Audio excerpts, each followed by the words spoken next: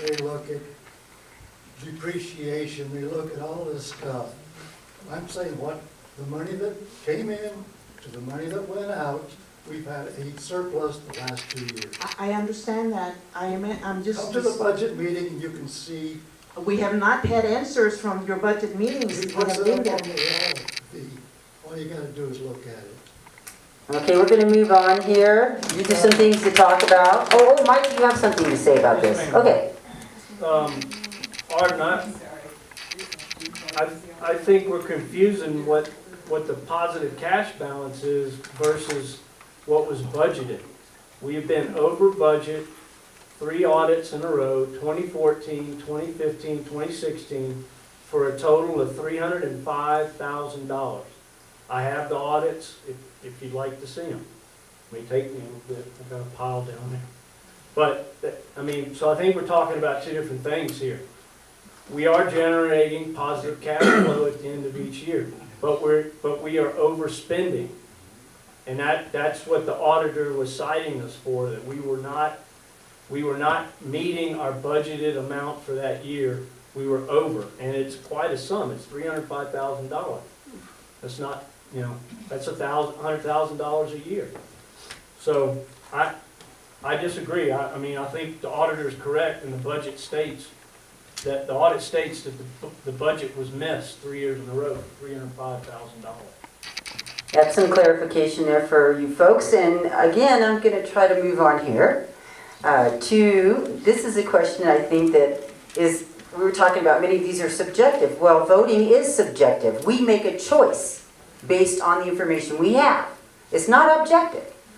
So this question for each of you, how will you make a positive difference in our community by serving on the board?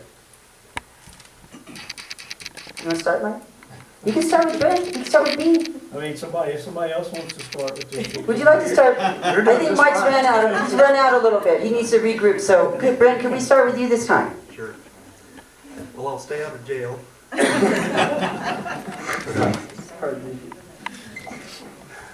You know, the duties of the board. Pull the microphone closer. I'm sorry about that. I'm hard hearing. You know, the legal duties in our bylaws for the board members the first one is to use reasonable care and good judgment in making their decisions on behalf of the interests of TWSD. To be faithful to the organization, avoiding conflicts of interest, and to comply with governing documents such as the bylaws and all of the policies.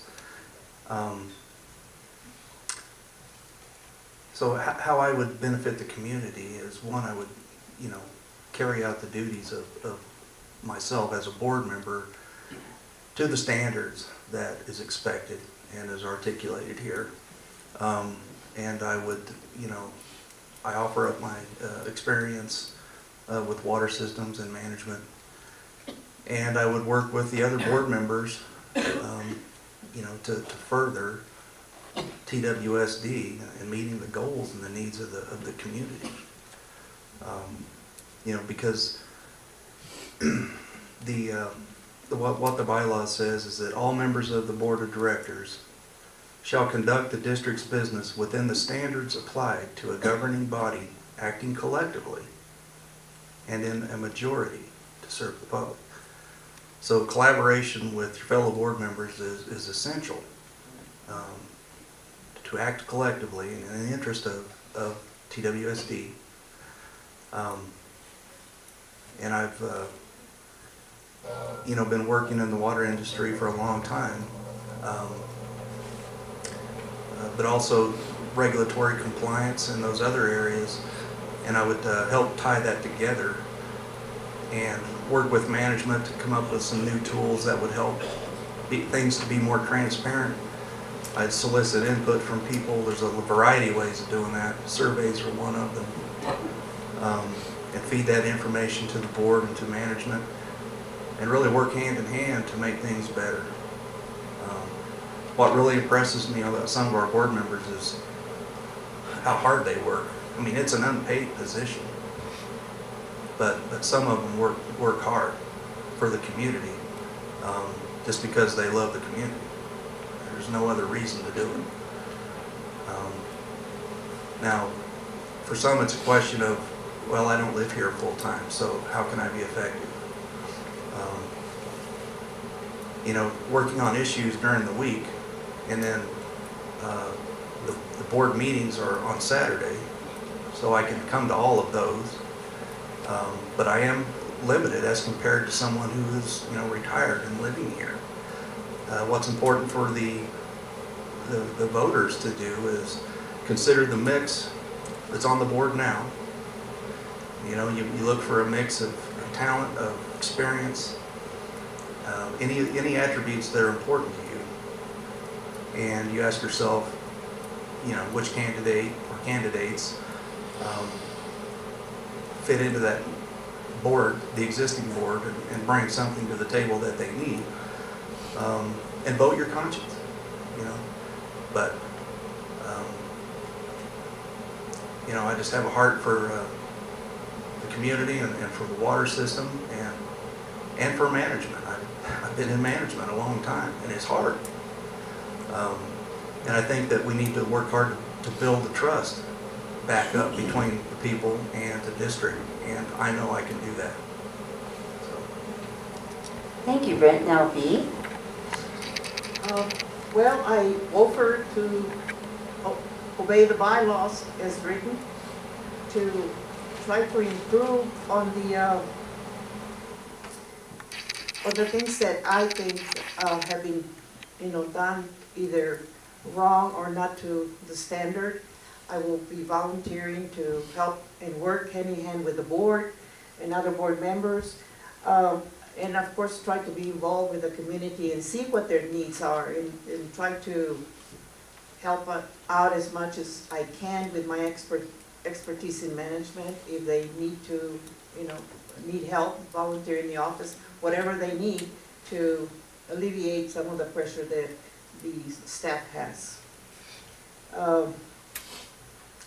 And of course, be vigilant about the funding. We need to keep an eye on our money. It's our money that we are spending, and make sure that we stay within the budget. Thank you, B. Are you ready, Mike? Yeah, yes, ma'am.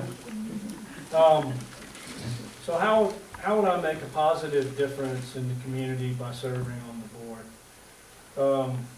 Unlike Brent, my background was in operations, so I was a hands-on technician for 20 plus years, 21 years or so, in various industries of producing water, moving water, purifying water, in the various different systems.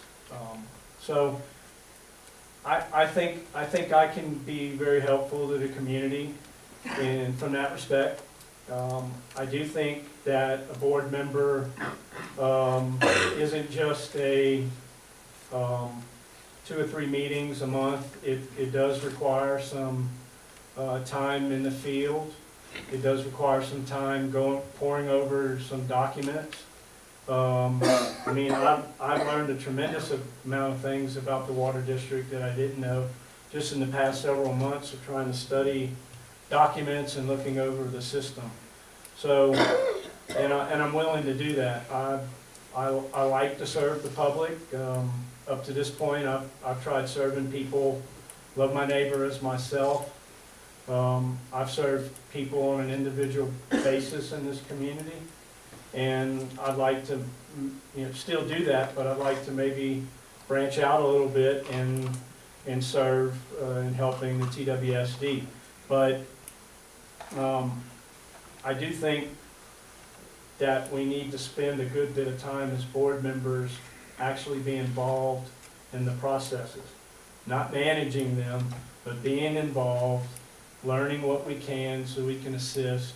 These packages for grants, sitting at a table twice a month, going over the regulatory requirements or things that you have to have for agenda items.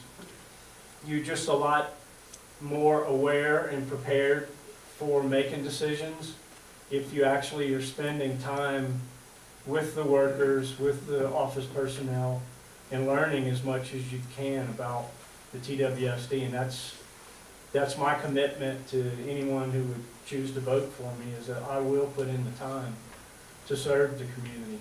And it is a servant's job, you know, it's not paid, so you have to do it because you want to, and my desire is to help.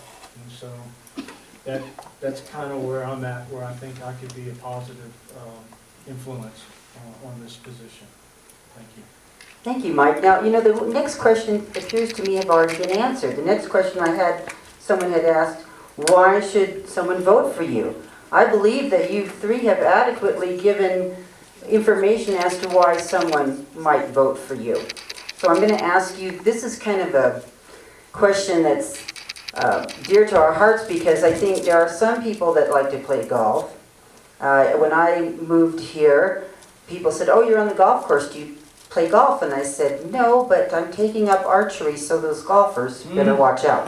Anyway, I didn't really do that. But okay, so what we're going to do is now, we're going to start with B this time. B, do you have any plan or any idea of how we can keep the golf course open? Absolutely not. The only thing I know about a golf course is that's a little hole and a little ball. That's it. We have not, to the meetings that I have attended, they have not talked enough about the golf course. Looking at the budget, I think we're losing money, but I have really not honestly researched enough into the golf course to give you a smart or intelligent answer. That was a very good answer. When you don't know something, just say so, right? Because we can do some research later. So, Brent, what do you think about the golf course?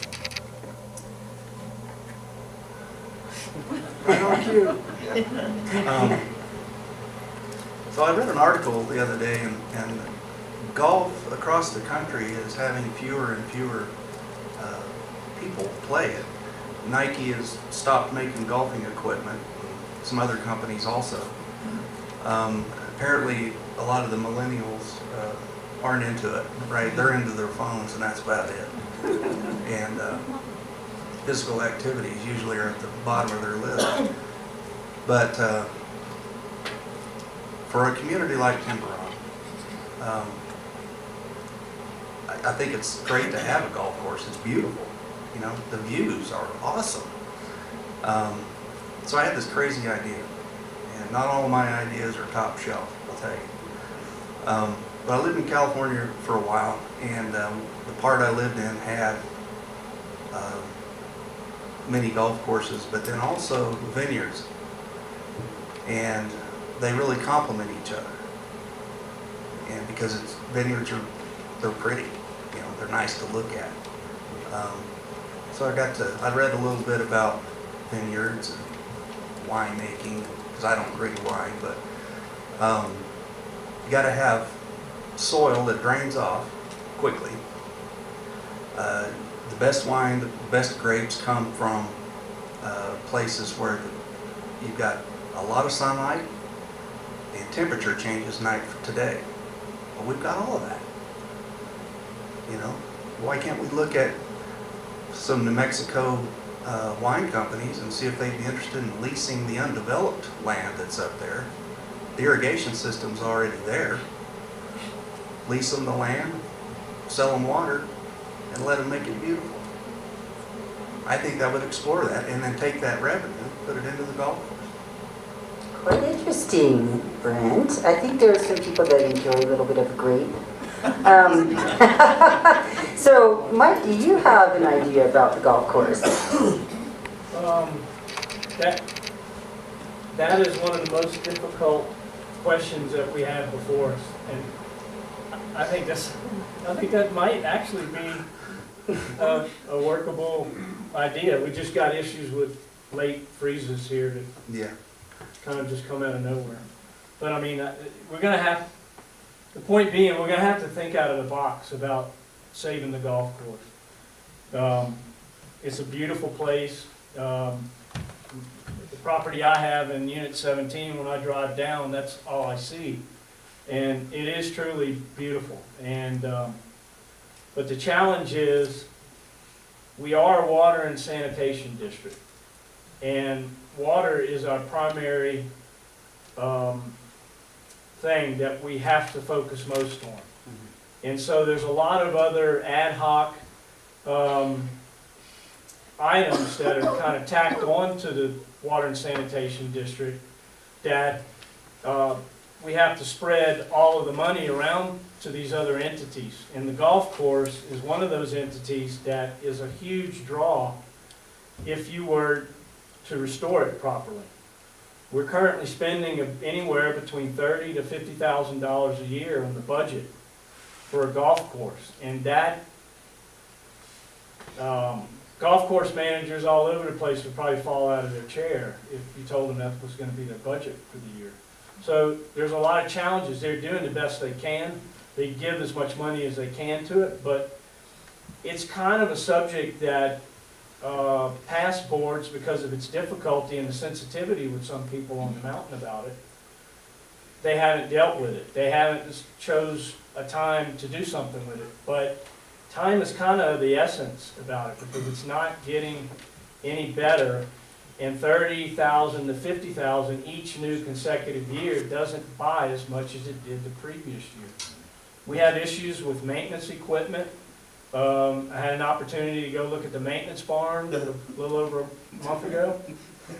And I'm sorry. there's a lot of derelict equipment there. They're in various different states of disrepair. And from what I understand, there's only one grooming mowing piece of equipment that's operational. And it looked like it was missing parts. So, I mean, again, I'm not trying to put down on anyone, but those are just the facts as I saw it. I really think that we need to have a serious sit down with as many members of the community that would like to get involved in a community discussing about the financial future for the golf course, to come up with ideas. Even if we seek ideas from other places in the country, there's a lot of other places that are having the same problem as to what to do with the golf course, because it's no longer financially viable. And Frank might correct me, and Mr. Shug may correct me as well, but I think we get about $1,500 on average in greens fees and cart fees. Maybe this year was better. But, so that's kind of the challenges that we have, but waiting and continuing to wait and put it off, it's not, the conditions aren't getting better, and the golf course is falling into a greater state of disrepair. So I'm sorry, I don't really have a full answer for that. That's the best one that I can give. Well, thank you, Mike. Now, we're going to, anyone have any corrections? Hey, Rob, can I make a statement about that? Oh, why, yes, certainly. I don't claim that I know everything about the golf course, but I do know, talking to some of the golfers that have been in the past when the golf course was big, I understand that they actually donated one of the wells in town for the stipulation that we'll give you this well if you keep our golf course open.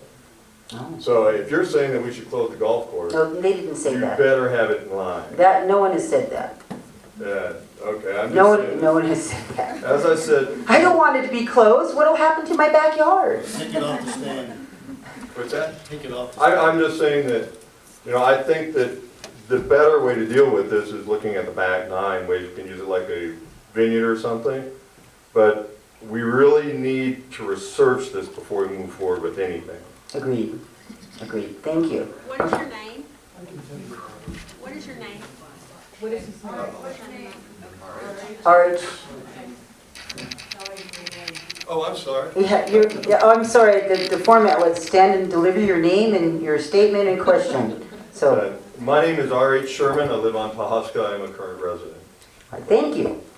And again, did you have something on this too, Yes. Harvey? Okay, so I can tell you this is Harvey English. I knew him. Harvey English, I'm a resident as well, and Bulldog. And the golf course and this is actually pretty good size for me. I'm short. But the golf course and people, and I know when I bought up here, we looked at a lot of different amenities. What are the amenities of